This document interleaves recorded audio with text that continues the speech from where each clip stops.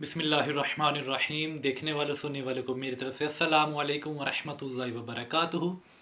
एक सवाल आया कि मैयत को कफ़न कैसे पहनाया जाता है, मैयत को कफ़न पहनाने का तरीक़ाकार क्या है। तो जवाब ज़िक्र करने से पहले अगर आप हमारे चैनल पर नए हैं तो हमारे चैनल को सब्सक्राइब करें और हमारी वीडियो को लाइक करके आगे शेयर भी कर दें। तो सवाल ये था कि मैयत को कफ़न कैसे पहनाया जाता है, उसका तरीक़ाकार क्या है।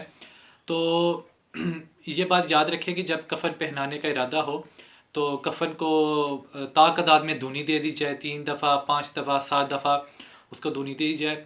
और फिर उलमा फरमाते हैं कि अच्छा ये है कि मैयत के पेशानी पर बिस्मिल्लाहिर्रहमानिर्रहीम शहादत की उंगली से लिख दिया जाए और उसके सीने पर ला इलाहा इल्लल्लाहु मुहम्मदुर रसूलुल्लाह ये लिख दिया जाए।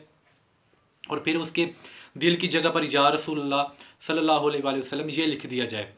तो फिर कफ़न पहनाने का सुन्नत तरीका ये है, सुन्नत कफ़न क्या है, उसमें 3 कपड़े होते हैं। सबसे पहले तो लिफाफा, पहला कपड़ा जिसे लिफाफा कहा जाता है वो आप बिछा दें। वो मैयत के कद से बड़ा एक कपड़ा होता है, वो आप बिछा दें। फिर उसके बाद दूसरा कपड़ा आएगा इज़ार, जो कि मैयत के कद के बराबर होता है, उसके सर से लेकर उसके पाँव तक उसके कद के बराबर एक कपड़ा होता है इज़ार जिसे कहते हैं, वो बिछा दिया जाए। फिर उसके बाद आता है कमीज़ जिसे कफनी भी कहा जाता है, फिर उसको बिछा दिया जाए। फिर मैयत को लिटा कर उसको कफनी जो है वो कमीज़ वो पहना दी जाए। फिर उसके बाद जब इज़ार को समेटने का टाइम आए तो उसको तरीक़ाकार ये है कि बाएं हिस्से को पहले आप समेटें और दाएं हिस्से को आप इज़ार के दाएं हिस्से को बाद में समेटें, तो दायां हिस्सा जो है वो ऊपर आ जाएगा।